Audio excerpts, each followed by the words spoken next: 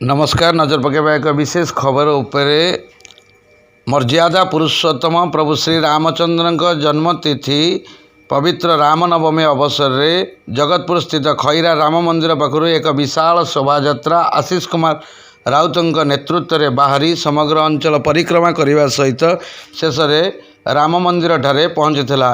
यही शोभा खैरा इमामनगर जगतपुर स्थानीय अन्यान्य अंचल परिक्रमा करी प्रभु मर्यादा पुरुषोत्तम रामचंद्रंकर वार्ता समग्र अंचल रे प्रचार करिथिला।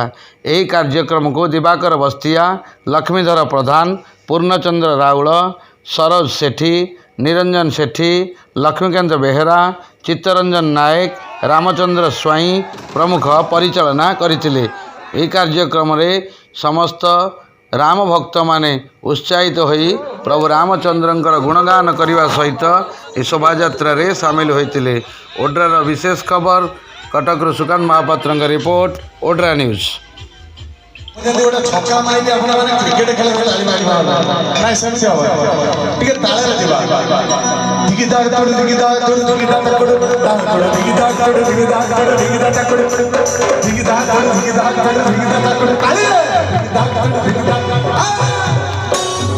Kari kara